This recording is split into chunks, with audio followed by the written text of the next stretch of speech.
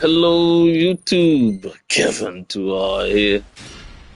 Today we'll be showcasing the Hecahands deck profile, my take. Alright, first and foremost, this is gonna be version 1.0. So you just got into the game, you see World Championships, and you feel eager to play some Yu-Gi-Ohs.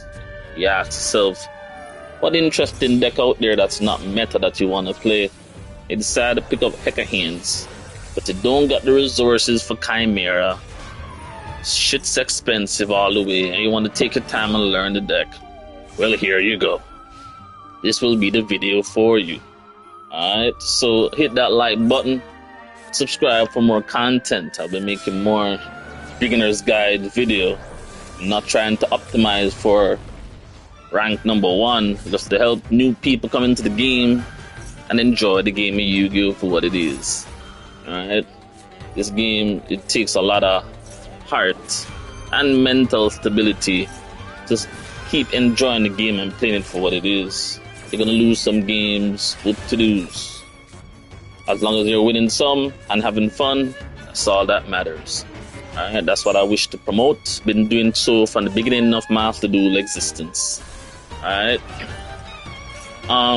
This is just a showcase going up against Branded. I'm not gonna be going through the intricacies of what this deck's been doing right here. I'll be doing that as we progress. Would I really recommend this though, if you really want to be a little next tier level competitive? And not really. This deck can probably get it to platinum. You might struggle in gold a bit. You do have some meta players in gold, but yeah, I think this is like a platinum tier deck. It's kind of cool. Overall, I'll give it like a 6 out of 10. Alright, 6, maybe 6.5. It has some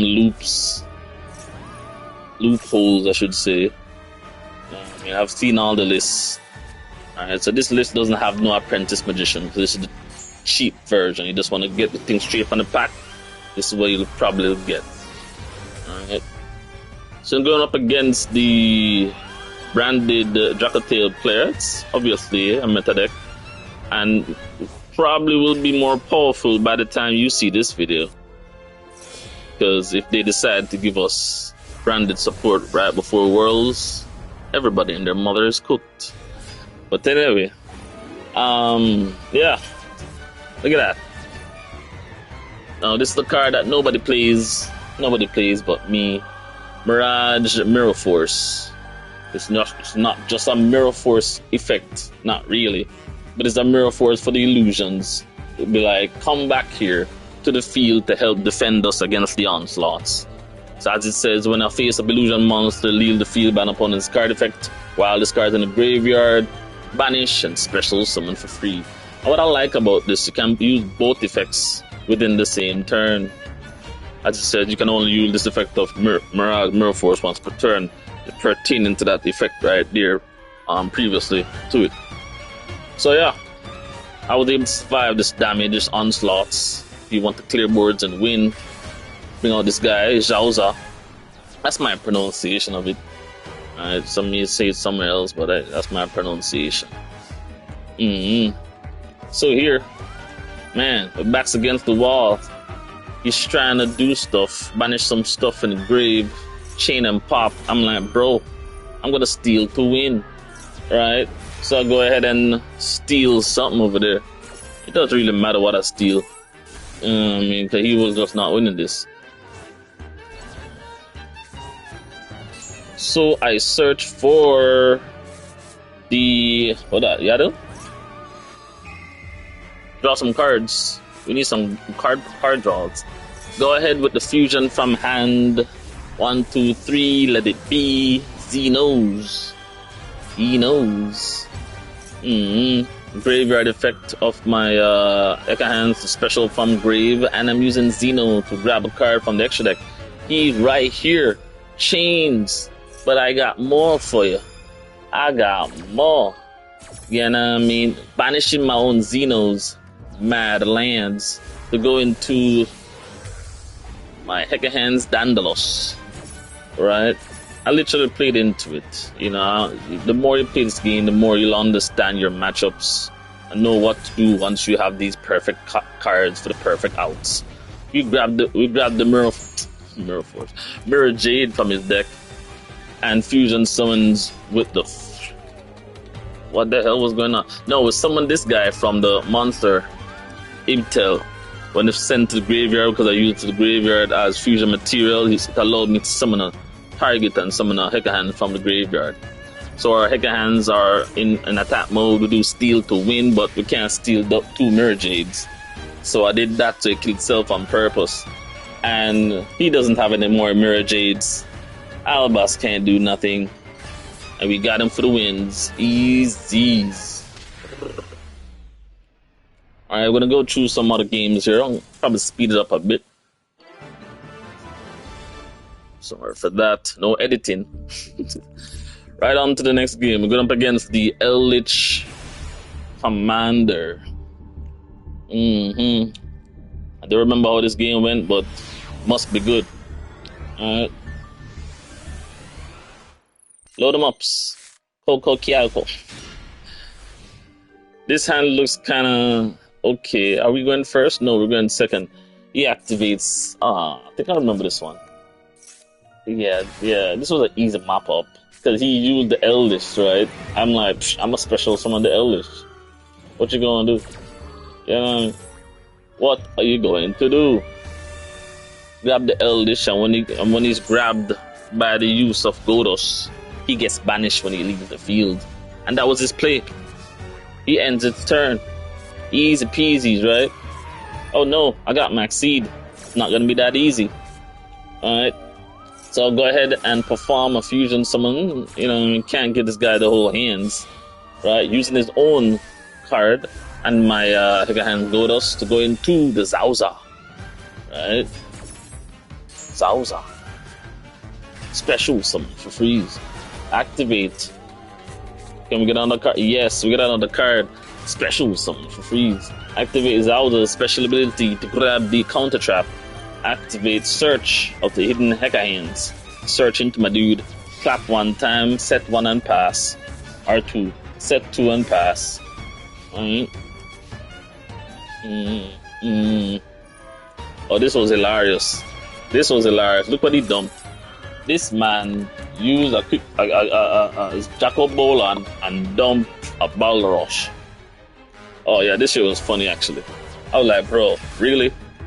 So obviously, I used the effect to revive at the Balrosh to my side of the field while banishing and going to Xenos. At this point, it's like, what are you going to do, bro? More banishments. He activates the tram, pops something. He sends his own card. Pop something. I'm like, yeah, this was a walk in the park, guys. This was a slaughter when they have a decent hand, right? Got something to play with, and we clap him up for freeze. Easies.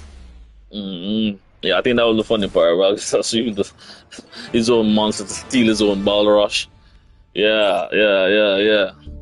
That's how Hecahands Pure stay. We got another branded matchup here. Brandeds are everywhere. Oh yes, be prepared for them. Yeah, I don't know what to suggest. We'll see once the next support comes how we're gonna deal with them. Alright, so this hand looks kinda trashy. Yeah, kinda trashy. Thanks to the heavens. Oh, we got drolled. What are you gonna do? Oh, this is like worst case scenario. We got drolled. I gotta look into his hand. Tell me what you see. I see a Quem. You know I gotta get rid of that. Set 1 and pass. Sometimes your hand's gonna be trash like this. You know what I mean? Full combo. Goes into his Bistil move. I think I remember this. Alright, so Bistil banishes card, and he really never had any plays. Oh, actually he did. Wow, look at that. Super Poly his own monster to go into the Star Source. I'm like, Star Source, my guy. I'm here chilling. But I see it. Anyway, and oh, by the way, for newbies, this is probably something to teach you all as well. I've seen this a lot because I do be watching newbie streamers. Whenever there's a card that they decide to set it, for example, like this scenario here, and you know the opponent is doing their stuff. As newbies, they just tend to just want to activate. There's a reason why we set it.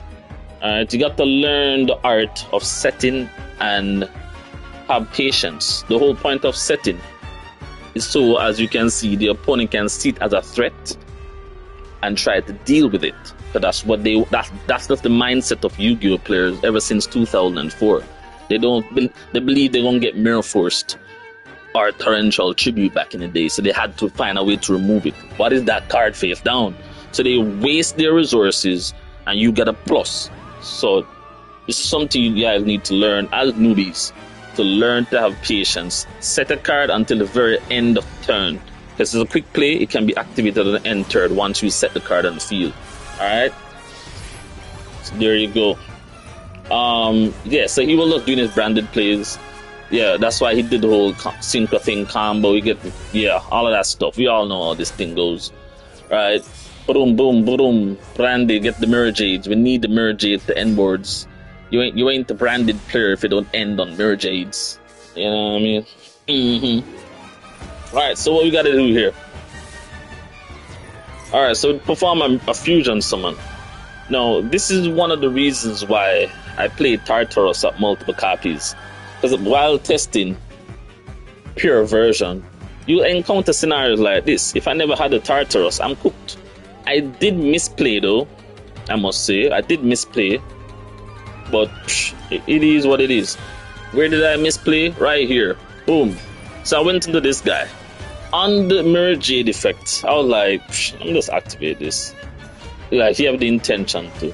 Right? But either. So I should have let the Mirage resolve.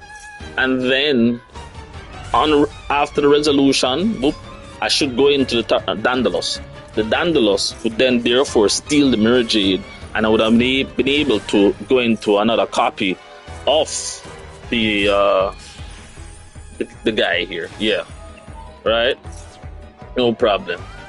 But that was a misplay by me. But either, I wasn't really too worried.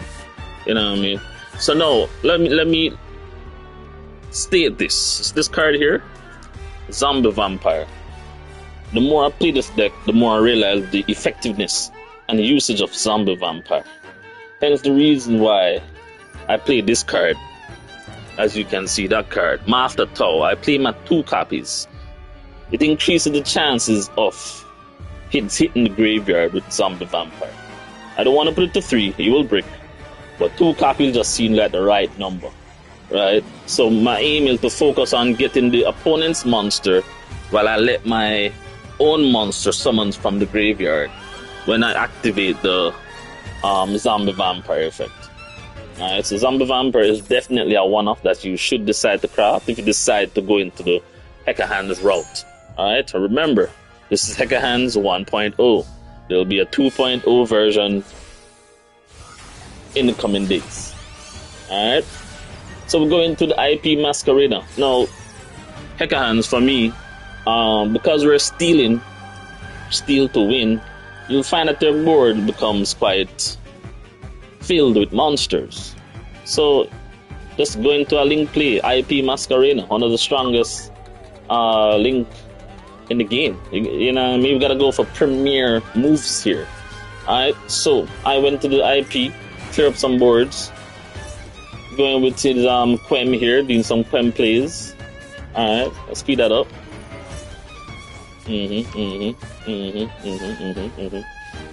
His turn, right? On the draw phase, I'll go ahead right away. Not give him a chance. I'm stealing that Quem. Alright? Not Quem. Whoops, I stole the Mirage. Okay, my bad. I stole the Mirage. Right? This was a tough choice right here. I just had to make a decision. Because I said to myself, okay, I just stole the Mirage. If I use the IP Masquerade and send the Mirage, you know that Mirage is coming right back, right? So I'm like, nah, I can't let that go. And then Zombie Vampire had the freaking Saranir right under him, so like, you're gonna give him that branded spell anyway. Yes, I had to make a tough decision and go ahead and banish. So I went into the fancy balls, the Mirage, the Quim activate. I was like, I'm gonna negate that. But he chained to go into the Secretarian Dragon, but I still negated that Quim. Alright, now he made his main play. You know what I mean? Now he goes into Lubellion. And Lubellion goes into, I thought it was game over. I tell you the truth. When I was playing this game, I got up and left. I was like, yeah, Mirage, clear boards and win. But it seemed as if this guy didn't even have, was it a second or third Mirage? Goes into the Star Source again, pop. Only can pop one card. He decided to pop the Steel to win. You know what I mean? But he still got access to his Branded Fusion though, right, on Infiz. But have no fear, my shit's here. I got Max C's, by the way. Look at that. Mills, special summon for free. Activate, special summon for free. He's gonna go ahead and fusion summon into the Predaplan, Dracostavia, whatever that one name. Boom. Alright, I think we're kind of going too fast. Pause. So right there, on the summon, what did I do? I did just regular link off into the amphibious Amber Whale, right? Amber Whale. It's a nice card, right? So whenever it die, you can bring back. I just say you can bring back the WP ball, right? And WP ball has the effect to banish once special summon, right? So I found that to be a little useful play, right? Okay, so we went ahead and stole the Mirage. How did we steal the Mirage? This Nightmare Hands has a second ability, right? Once the turn has passed, once it's hit the graveyard, you can banish to grab a card from the opponent's graveyard until the end of the turn, right?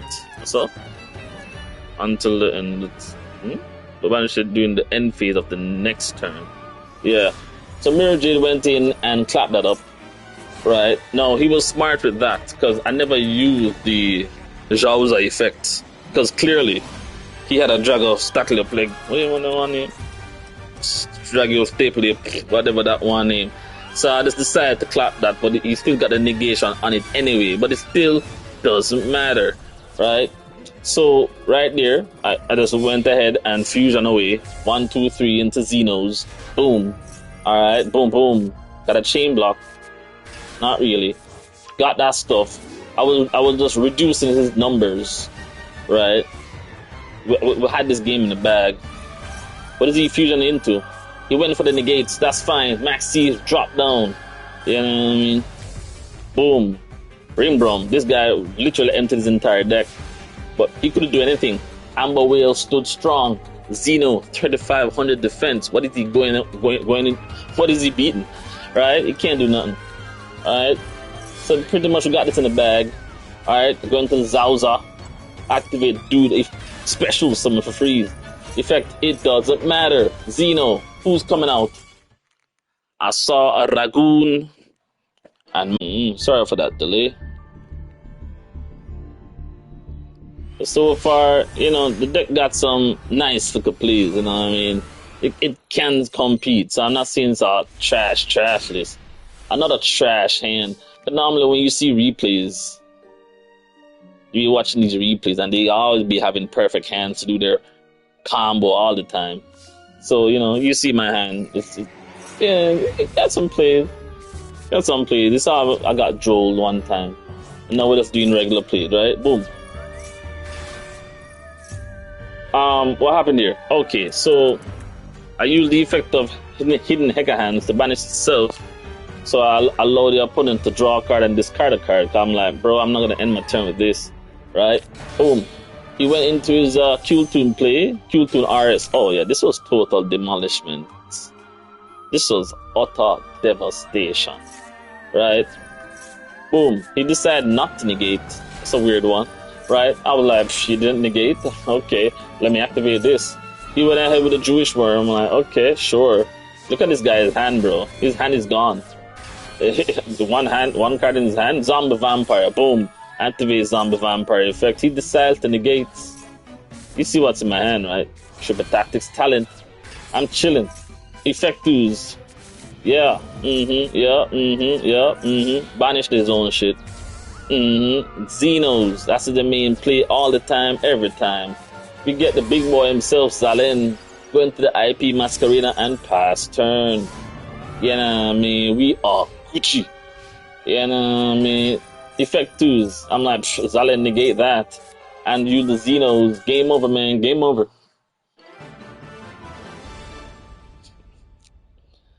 I probably should have put in some losses in this. But these games, these losses is more likely they go ahead and just make like 5 to 6 negates. You're not beating that. You ain't beating 2-3 negates.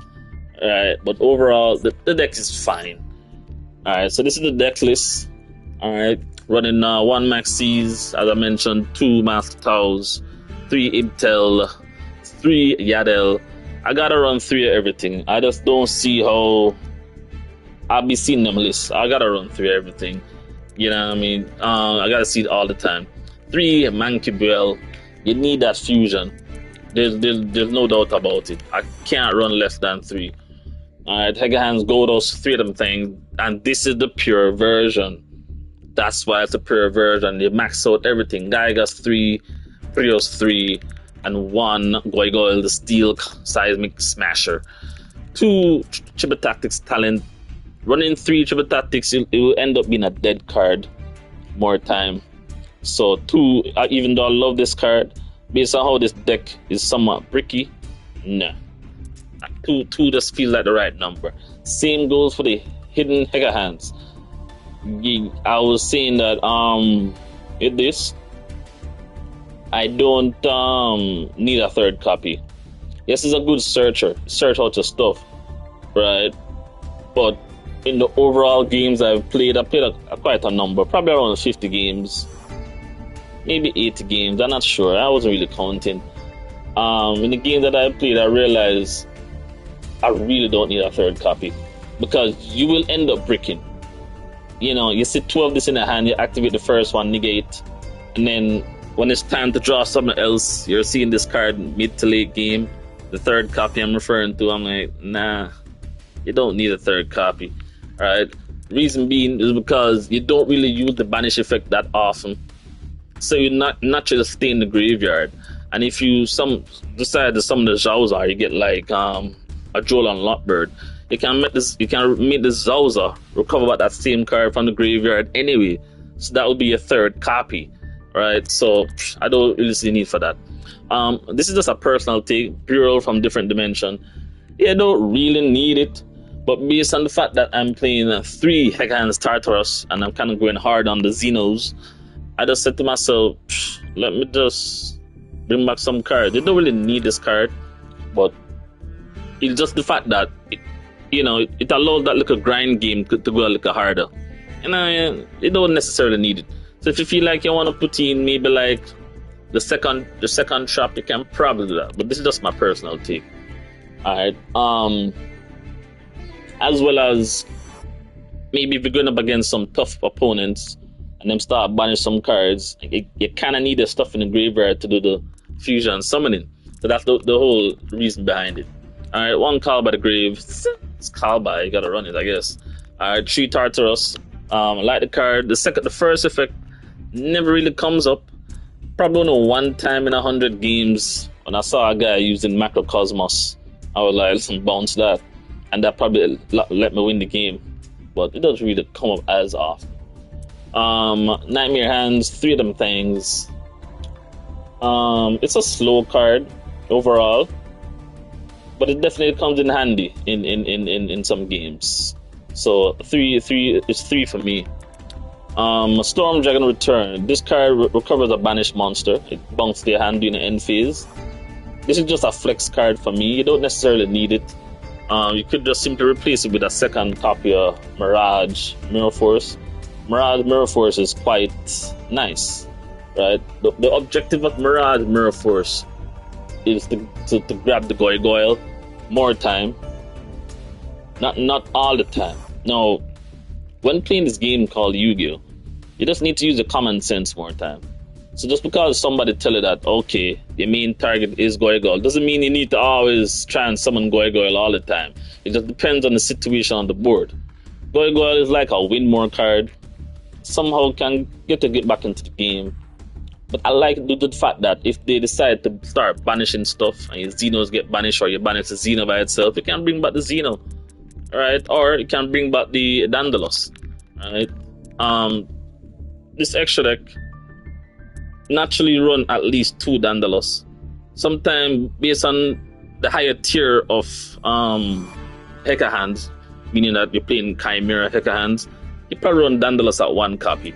So yeah, that's the main reason why I definitely decided to have Goigol in there, because it can probably save you from these clutch games, right? 1 Ibal Hecahands, you can rotate and maybe, as I say, you can probably swap it out with the Brule and run a second copy, or you can decide to run the other trap instead that allows you to banish, to negate a Scholar trap, right? And for me, it's 3 Hecahands bait. This card, it's a 3 for me. I need to see it all the time, every time, right? Reason being because going second, when you have the Gygas and the Brios in hand, and they drop down Kashtira Fenrir 90% of the games, you don't want to summon this, right? But if you're going first, and because you're running 3, you see this in a hand with a mixture of these 2, and you decide to be like, oh, okay, activate, boom, special, and then the Fenrir decide to do something, you can actually do something about it, right? With the Hecahands beat. I think a very underrated card.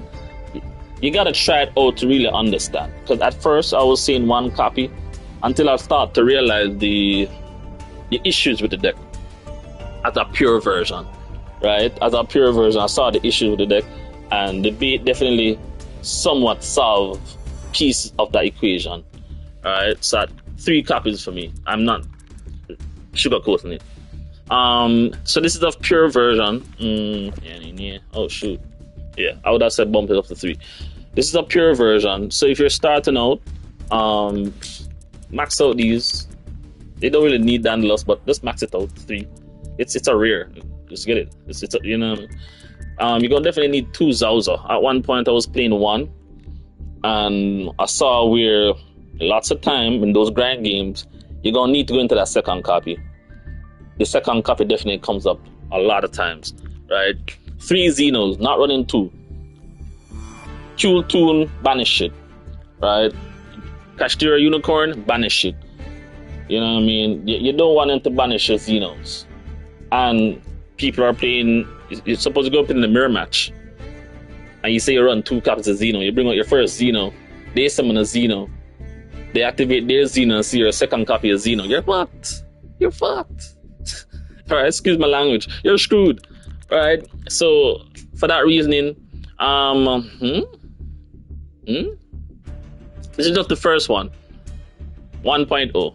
Newbie guide. Beginner's guide. Alright. So yeah, 3 Xenos for me. As I said, this is for the pure version. Zombie Vampire. Definitely need to play it. Don't go without it. It's awesome card. You gotta know when to use it. I can't really tell you when to use it, but yeah, when it's in the situation, you use it. It's a pretty cool card.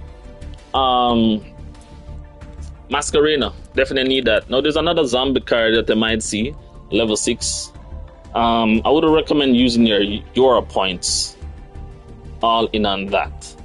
Do not do that. Don't go for that level 6 zombie. But we're transitioning this deck into a Chimera Hecahands. That's the end game. Is it? Or we can try other stuff as well, because the Hecahands do have some nice plays to them. So I'll definitely be trying them out in other builds. Somewhat, some builds, not all builds. Right? Fancy Ball. We need those. The IP Masquerade into the Fancy Ball, into the Amber Whale. That right there is just masterclass. Right? Fancy Ball, amazing card. I love this card. Unfortunately, I wish this had like 2600 attack points. So you gotta be careful on when you play it. You don't play it into a field where they can simply run over it, or if you play it and you feel like they're gonna run over it, you simply use the effect to link off into the amphibious amber whale. So when the amber whale dies, it brings back the fancy ball. Right? Another card here, Gorgon of Zilphonias. That's for the IP Masquerena. It's like a last resort. You don't necessarily need it, but in some games it's kind of funny to play. I ain't gonna lie. You know what I mean? Like them Archmage. You know what I mean? So you somewhat build a board, and them Archmage just be there. I'm like, okay. Oops, right there. Right, there are so many monsters just lined up for you to just right there. Yeah, so that's the deck list right there. I hope you guys enjoyed the video. It's quite a long video. Alright, hit that like button if you're new. Subscribe if you wanna become a member to support the damn stream. Alright, I'm gonna see you guys next time. Give towards signing out. Ciao.